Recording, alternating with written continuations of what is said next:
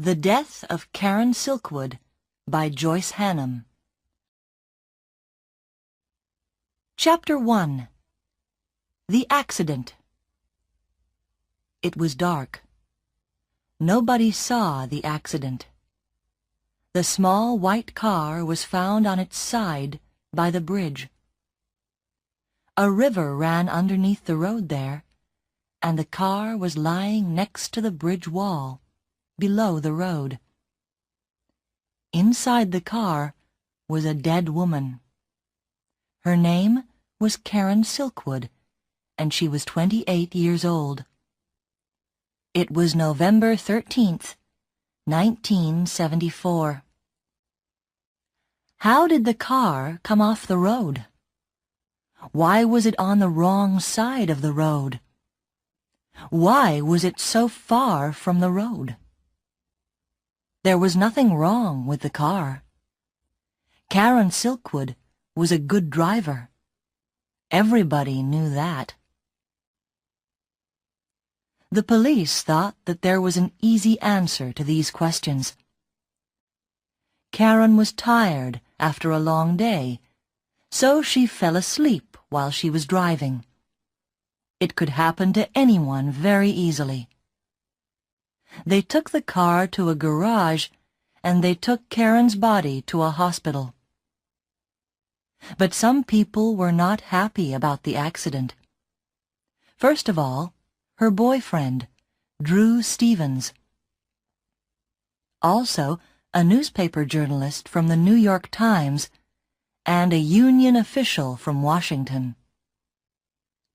These three men were waiting for Karen on the night of the accident. She was bringing them some papers and some photographs in a big brown envelope. The papers were very important. The men were waiting for Karen in a hotel room a few miles from the accident. But she never arrived. When they heard about the accident, the men looked for the brown envelope at once. They looked for it inside the white car. They looked for it at the hospital and at the police station. The next morning, they looked all around the wall and in the river, but they never found it. Nobody ever found that brown envelope.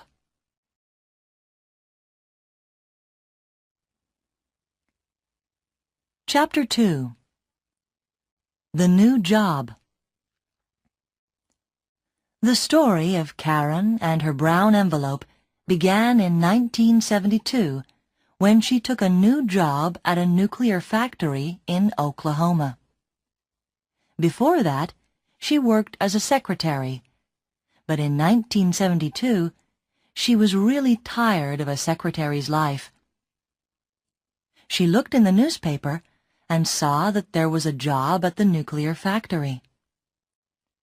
The pay was much better than a secretary's pay, and the work was more interesting.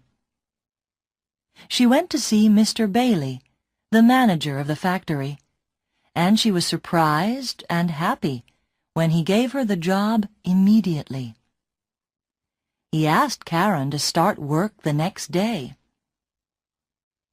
On her first day at the factory, Karen learnt a lot. Mr. Bailey told her that she had to wear a special white coat, some special shoes, and a white hat. "These clothes protect you from radioactive dust," he said. "There isn't really any danger, of course. Everything is safe here. We check everything all the time." "I see," said Karen. "You need an identity card to get into the factory every morning. Just give me a photograph of you, and I'll give you a card. A pretty picture of a pretty girl." He smiled. Karen didn't like that smile. "He thinks I'm stupid," she thought. "Why do men always think that pretty girls are stupid?" He was still speaking. "Now I'll call Mrs. Phillips. She'll take you round the factory and show you your laboratory. The manager there will explain the job to you. Don't worry, it's very easy." He smiled his thin smile again. The door opened and Mrs. Phillips came in. She was about 40 years old and a little fat. She looked afraid. "You wanted me, Mr. Bailey?" "Yes, Susan. This is Karen Silkwood. She's going to work with you in your laboratory. Could you take her around the factory and tell her about the work?" "Oh, I see. Of course, Mr. Bailey. Please follow me, Miss Silkwood." When the office door closed, Mrs. Phillips smiled at Karen and said, "That was lucky. Usually, if he calls me, he wants to shout at me about something. Please call me Susan. Can I call you Karen?" "Of course," said Karen. They walked down a long corridor with heavy doors on both sides. Susan opened one of the doors. "This is our laboratory." Karen saw 6 or 7 people in the room. They were all wearing white gloves, and their hands were inside a big glass box. There were holes in the side of the box, just big enough for hands. Everyone looked at Karen. "What's in the box?" Karen asked Susan. Everyone laughed. "Not chocolate," said one worker. "Or beer," said another. "Don't listen to them," said Susan. "It's fuel rods and uranium. We put uranium into the fuel rods. That's why you must always wear your gloves. And when you leave the laboratory, always remember to take off your gloves and check your hands in front of the scanner." She showed Karen the scanner, which was near the door. "If there's any radioactive dust on your hands, the scanner knows at once. An alarm rings all over the factory." "And when the alarm rings, the party begins," said one man. "Party?" Karen asked. "You can take off all your clothes and have a swim, with lots of water." "He means they wash you in a shower," said Susan. "It doesn't happen very often." Karen went home happy at the end of the day. She didn't think that the work was difficult, and the money was good. Very good. Chapter 3. Karen and Drew. At first, Karen liked her new job. She was an ordinary, small-town girl who liked ordinary things. A comfortable home, a glass of beer, an evening with good friends. Soon she had some new friends from the factory. She also liked Drew. He worked in another part of the factory, but everyone used the same coffee bar. She met him a few days after she started the job. In the coffee bar, she and Susan were laughing together at a story in the newspaper. Then Karen suddenly heard a voice behind her. "Here's a new face." She turned round quickly. A tall man was standing just behind her chair, with a coffee in his hand. "Be careful with that coffee, will you?" said Karen. "You're going to drop some on me in a moment." "It's too good to be true. Nobody as beautiful as you ever works in this factory. What about having a pizza with me tonight after work?" Karen wasn't sure what to say. He looked nice, but she didn't know anything about him. Susan understood what Karen was thinking. "Don't worry, dear. It's only Drew. He's big and he doesn't talk much, but he's not dangerous." Drew laughed. "Thanks, Susan. I'll buy you a coffee every day this week for that." He turned to Karen. "Can I buy you a pizza or not? What do you say?" Karen smiled. "I never miss a free meal."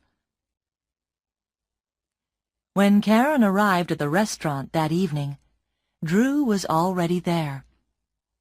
He stood up when she came in and gave her a big, friendly smile. Karen thought of Mr. Bailey's smile. How could two smiles be so different? Karen found that it was very easy to talk to Drew. He listened to what she said, and they laughed at the same things. It was like talking to her favorite brother. In the next few weeks, they spent a lot of time together. Everyone at the factory saw how happy they were. Life was going well for Karen.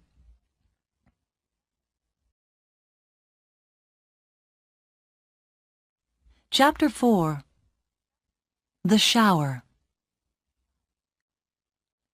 But in the summer of 1974, everything began to change.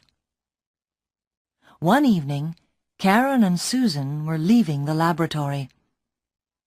First, Karen checked her hands in front of the scanner, and then, a minute later, Susan checked her hands. Suddenly, there was a terrible noise. It was like a high scream. Everybody could hear it all over the factory.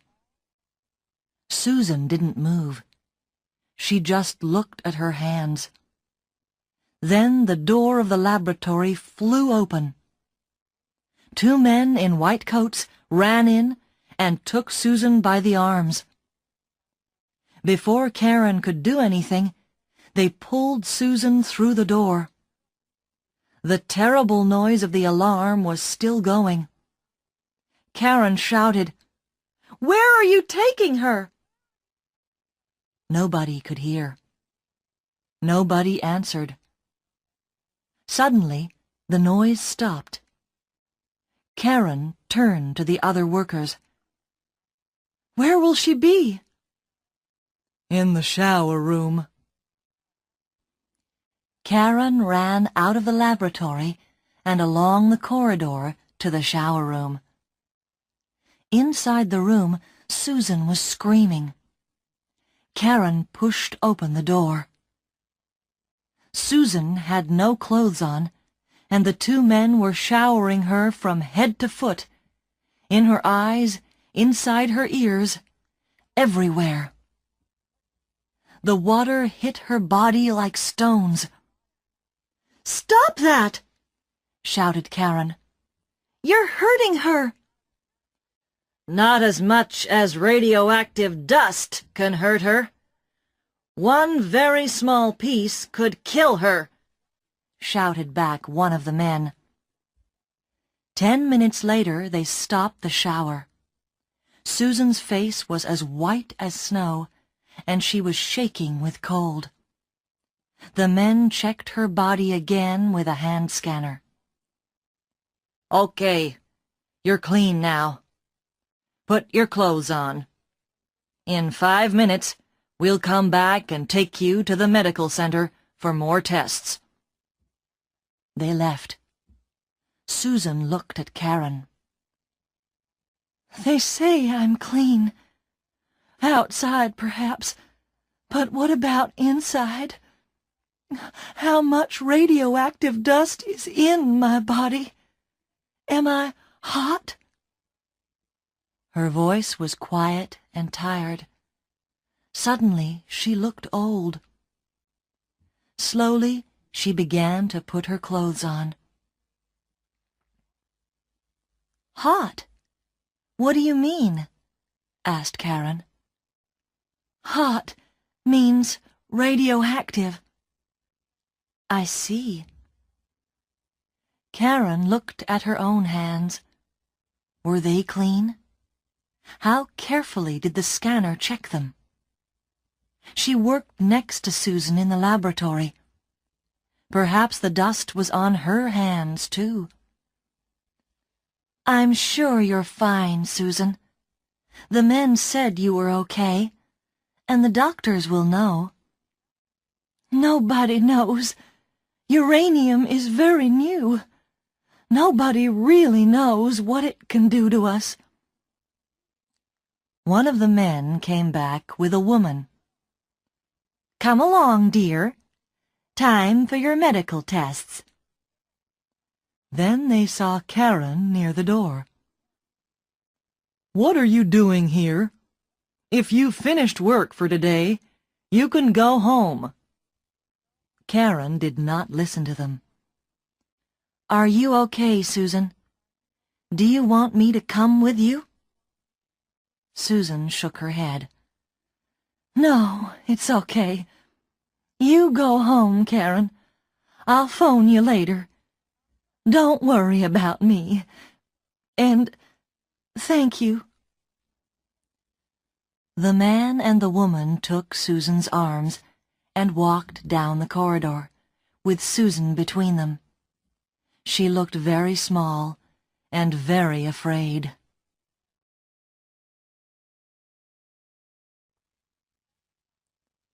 Chapter 5. The New Union Official. After the shower, Susan was a different person. She was quiet and didn't laugh very often. One evening, a few months after the shower, Karen met Susan in a bar for a drink after work. "You know, Karen, we really must leave the factory. It's very dangerous. How many times do we hear the alarm now? More and more often. And every time we hear it, we know that someone is in danger." "How does it happen? I don't understand it," said Karen. "It's because the factory is working 24 hours a day. The safety people can't do their job well. They have to check everything carefully every day. But when can they do it? When we finish, there are the people who come into work at night. The managers don't care about the danger.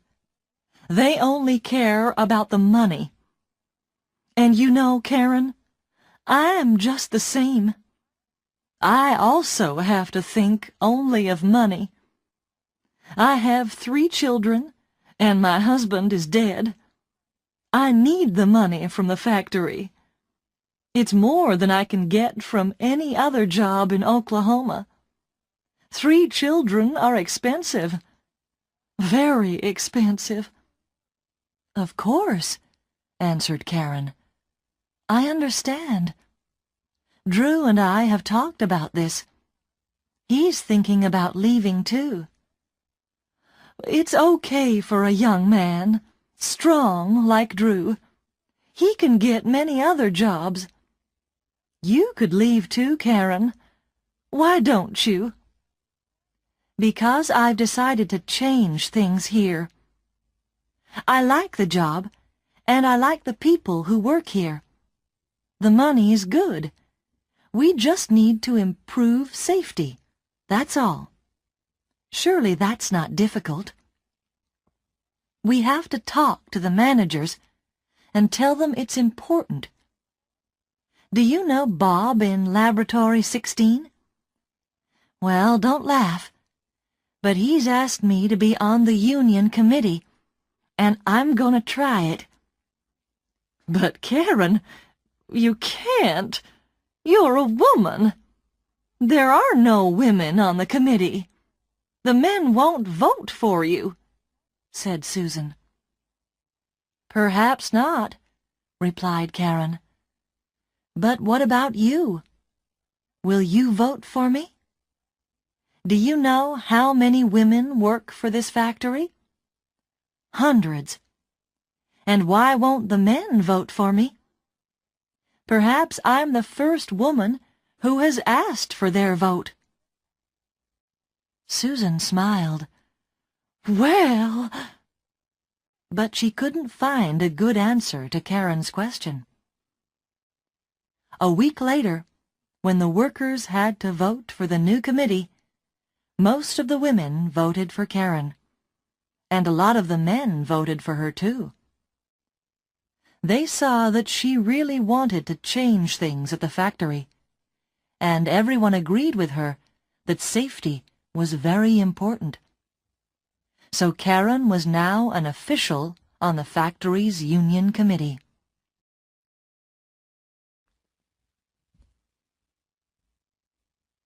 Chapter 6. The Meeting in Washington. A month or two later, the alarm sounded again. This time, Karen was in front of the scanner. She went quietly with the men in white coats. But after her shower, she asked them a lot of questions about safety in the factory. They didn't answer any questions. They just got angry. They knew she was on the union committee, and they were afraid of her. All the managers knew that Karen was on the committee because she always had a notebook in her hand. In her notebook, she wrote down all the scanner alarms, every shower, and every other danger in the factory. She asked a lot of people a lot of questions, and always wrote the answers in her notebook. The notebook was getting full. In September 1974, the Union Committee had a meeting. Everybody could see that safety at the factory was getting worse. The committee decided to write to the union leaders in Washington and ask for help. 2 days later, there was a phone call from Washington. The leaders wanted to see the union committee immediately in Washington. For Karen, this journey to Washington was a big adventure. She wanted to see the White House and all the other famous places in the first city of the USA. But she had very little free time. She spent nearly all the time at a long meeting. At first, the leaders just listened to what Karen and the others said about the factory. Their faces got more and more unhappy. Karen explained what was happening. The managers take photographs of the fuel rods to check that they are safe. But I know that they are secretly changing the negatives of the photographs. And why are they doing that? Because the photographs show that the rods are not safe. Suddenly, one of the leaders said to Karen, "Do you understand what you're saying, Miss Silkwood? The lives of many people could be in danger if you're right. Uranium is very, very dangerous." "I'm just telling you what the people in the photographic laboratory have told me," Karen said. "If this is true, the government will close your factory. Do you understand what that means? A lot of people will lose their jobs. The story will be on the front page of every newspaper." Karen looked unhappy. will it? We only want the managers to change a few things and to be more careful about safety. I think it's already too late for that. After the meeting, one of the leaders stopped Karen outside in the corridor. "Just come with me for a minute, please," he said. He took Karen into a small room and closed the door. He didn't want anybody to hear them. "Karen, we need proof about these negatives. Without proof, nobody will believe our story. Can you get some for us?" "What proof do you need?" "Someone will have to go into the photographic laboratory and steal some negatives. We need the negatives both before they change them and after they change them. Do you know where they keep the negatives?" "Yes, I know," said Karen quietly. "But it will be very difficult. I don't work in the photographic laboratory. If one of the managers sees me there, how can I explain what I'm doing?" "I don't know, but you'll have to think of something. We can't help you if you haven't any proof." They were both silent for a minute. Karen looked out of the window. It was a lovely evening. She thought of Mr. Bailey's cold smile and Susan's screams in the shower. "I'll do it," she said. "Good girl. It will be very dangerous. Nobody must know what you're doing. Not your friends on the committee. Nobody. I'll be the only person who knows. I'll phone you once a week, and you can tell me how you're getting on." "Nobody? Can't I tell my boyfriend, Drew?" asked Karen. "No. It could be dangerous for anybody who knows." "I see. Okay. I'll do what I can," said Karen slowly. "Be very, very careful. You're a brave girl. I'd like to thank you for agreeing to do this."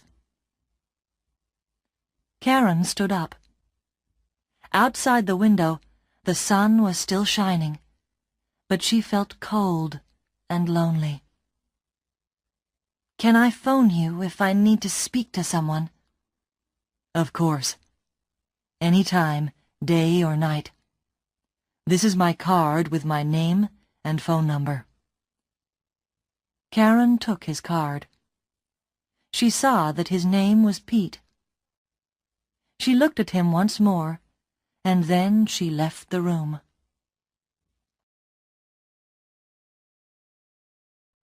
Chapter 7. The Brown Envelope.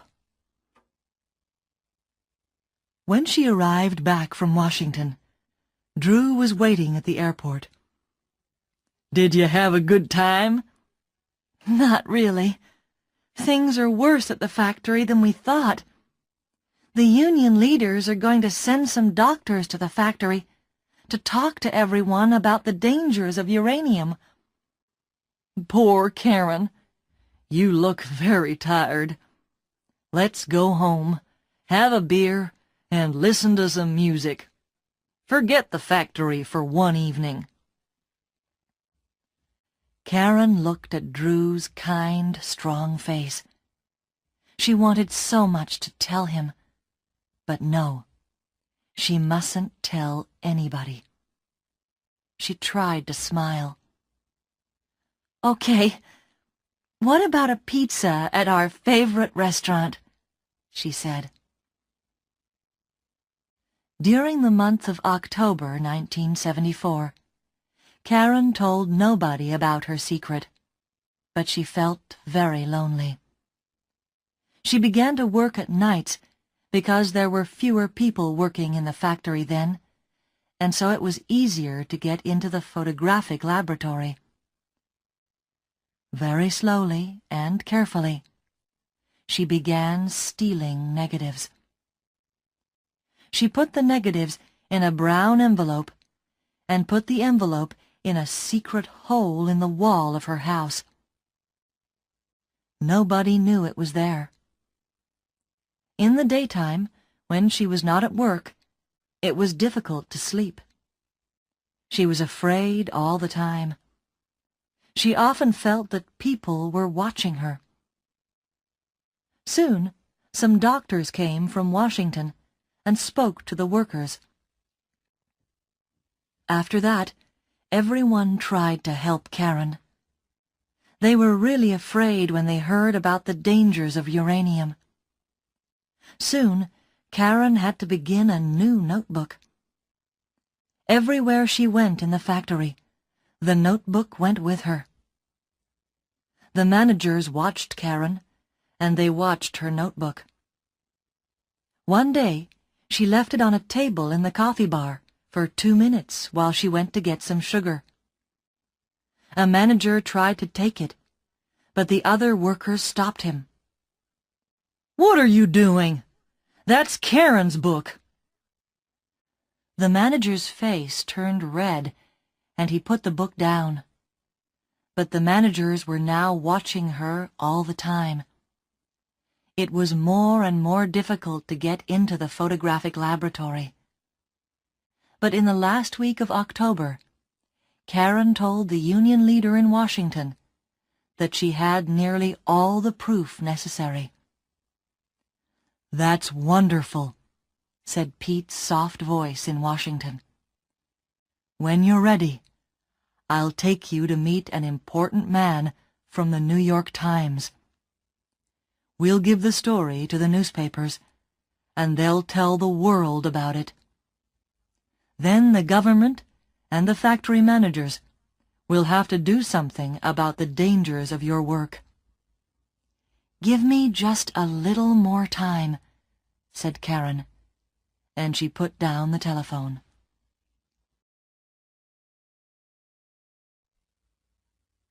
Chapter 8. A Hot Home. At the beginning of November, Karen was ready for the meeting with the New York Times journalist. The brown envelope was full. Then Drew decided to leave his job at the factory. He told Karen that the work was too dangerous. He wanted Karen to leave, too. "Not yet," Karen said. She wanted to stay until the meeting with the New York Times. She knew she would have to leave the factory after that. But how could she explain to Drew? Karen was now working during the daytime again, and on the evening of November 6th, she passed the scanner on her way out of the laboratory. Suddenly, the alarm sounded. She had to have another shower. After the shower, she went home, very tired and unhappy. After she arrived home, she went to the bathroom for a quick wash, and then she went to the kitchen to make a sandwich for the next morning at the factory. Then she went to bed. The next morning, November 7th, she got up and went to work. She was still tired, and she forgot to take her sandwich out of the fridge. On the way into her laboratory, she passed the scanner. Immediately, the alarm sounded. Everyone stopped what they were doing. The alarm never went off when people arrived, only when they left. Everyone looked at Karen. "Perhaps the scanner's wrong," said Susan. But the men in white arrived and began to pull Karen out of the room. "No, please, not again. All my body hurts from the shower last night." But nobody listened. They showered her again. But after the shower, she didn't pass the usual scanner test. There was still something radioactive in her body. "What does it mean?" asked Karen.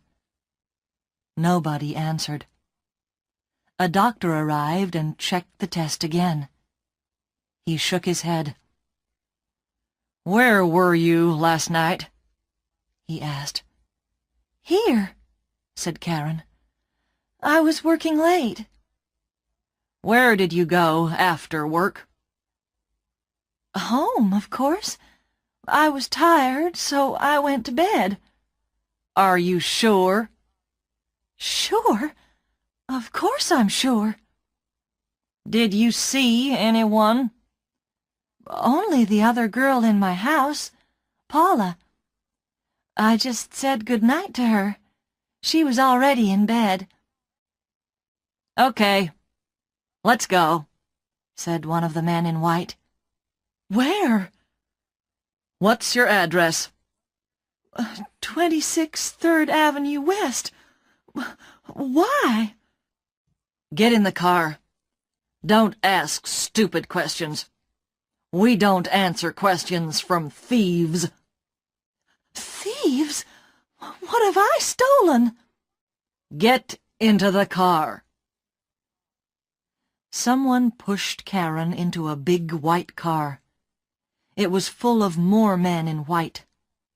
They were all wearing the special white clothes and hats to protect their faces and bodies, and they were all holding scanners. They drove to Karen's home and opened the door with Karen's key. "Stay in the car!" one of the men in white shouted at Karen. But Karen didn't listen to him. She followed them to the house and looked through the windows. The men went all round the house with the scanners, and everywhere was radioactive. The kitchen, the bedroom, the bathroom. The kitchen was very hot, and when the men opened the fridge, the noise from the scanners was very loud. The men followed the noise to the sandwich. "I suppose she made this last night," said one of the men. "Stupid girl. She's lucky that nobody has eaten it." They put the sandwich carefully into a bag. That was only the beginning. Soon all Karen's things were in bags. Her clothes, her books, her photos. When they took her photo of Drew, Karen couldn't stay quiet any longer. "What are you doing? It's just a photo!" "Be quiet," they told her. "Don't you understand anything? Your house is very radioactive. The walls are hot, too. We can't leave anything in the house. It's not safe. Think of the people next door. Now we're going to lock the house, and nobody must go in again. Phone your friend Paula and tell her to find somewhere to sleep tonight. Don't tell her too much. Nobody must know what's happened here. People won't understand, and they'll begin to worry and get afraid. That's not good for the factory."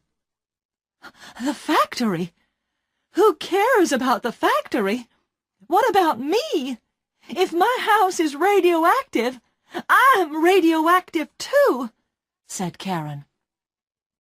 "Why didn't you think of that before you stole the uranium? Go to your boyfriend's house. Don't go out.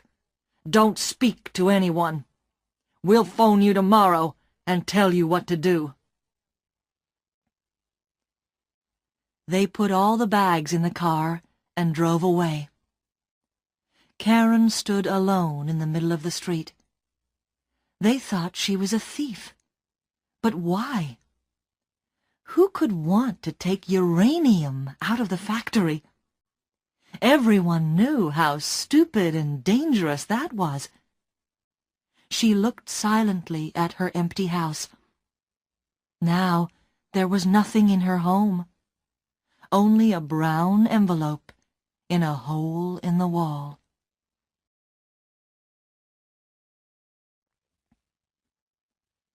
Chapter 9.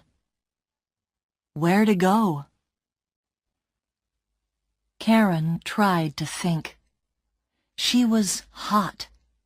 Perhaps she was dying. She was dangerous to other people. Dangerous to Drew. She couldn't phone him. She was alone. She forgot about Pete in Washington. She sat down on the ground and cried. She wanted to die quickly. 3 hours later, Drew found her there. She was still sitting on the ground. Her face was white and empty. She didn't look up when he walked across to her. "Karen, my Karen, come with me at once. Someone from the factory phoned me. I know everything. Karen, look at me." "Don't come near me. I'm dangerous to you." "Don't be stupid. I talked to the doctor at the factory. He says you're not dangerous to anyone. You've had a shower, so your body's not radioactive now." Karen looked up into his face. "And you believe him? Do you still believe anybody in that place? Do you also believe I stole uranium from the factory?" "Of course not. Did they say that to you? That's terrible. Wait until tomorrow. When I get in there, they'll be sorry they ever said that to you." "It's no good, Drew. I'm dying," said Karen quietly. "I don't know how this happened, but I know one thing. There are people at that factory who want to see me dead." "Karen, you're tired. You need a holiday. You must leave the factory like me. Come home with me now." "Home? I haven't got a home anymore." Karen put her head in her hands. Drew looked at the empty house. His face was white and angry. "Did they do that too? Karen, my home is your home from now on." He took both Karen's hands and pulled her to her feet. He helped her to his car and took her home.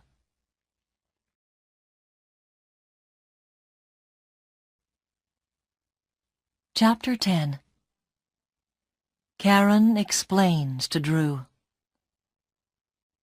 That night, Karen and Drew couldn't sleep. They had to talk. "How did your house get so radioactive? That's the question," said Drew. "I think," answered Karen, "that someone put something radioactive into my bag last night before I left the factory. I remember that I left my bag on the table for a few minutes at coffee time in the afternoon." "But Karen, who did that? And why?" "Drew, I'm going to tell you something. Perhaps I'm dying now, so there mustn't be any secrets between us anymore. I agreed to get photos of the fuel rods for the Union in Washington. I've stolen photos and negatives from the photographic laboratory. Perhaps someone saw me. One of the managers." "You've stolen photos? What photos? Why?" Karen explained everything to Drew. He was very quiet when she finished. In the end, he took her hand. "Karen, this is very dangerous. I'm afraid for you. Perhaps someone does want to kill you. Didn't you think of that danger when the Union asked you to do this? Why did you agree to do it?" "Because I care, Drew. Somebody has to do something. Why not me? I care about you, about Susan, about everyone who has ever worked at that factory. If the danger from radioactive dust doesn't stop, perhaps we'll all die. Don't you understand that?" "Yes, I understand," said Drew quietly. "But I also understand that you're doing a difficult and dangerous job alone. You mustn't work alone anymore. I'll be with you all the time. Nobody is going to hurt you again." Karen smiled. "I was right to tell you. I need a friend, and you are the best friend that I have. But it's not much longer now. After the meeting with the New York Times, everything will be finished. I can go on for a few more days, but I'll tell you everything from now on." Next morning, Karen telephoned Pete in Washington and the Union Committee at the factory. She told them about her house and that the managers were calling her a thief. From Washington, Pete's voice sounded angry and worried. "The factory's managers are trying to sack you. Say nothing. Do nothing. We'll speak to them and tell them that we know what's happened to you. You must have medical tests, and we'll tell them that." Karen waited at Drew's house all day. In the evening, the phone rang. "Miss Silkwood," said Mr. Bailey's cold voice. "You and Drew, and your friend Paula, must go to Los Alamos for tests. The doctors there know all about uranium and radioactive dust. We've talked to the Union. We will pay for the journey, and they will pay for the tests. But we know that you've stolen some uranium. That's why you were so radioactive. There's no other answer." The phone line went dead. Karen looked at Drew. "You and I are going to Los Alamos for medical tests. But I'm sure now. The managers know. They know what I've really stolen. And they'll look for them while we're away. They'll tell everyone that they're looking for the stolen uranium. But they won't find anything. They won't find their negatives."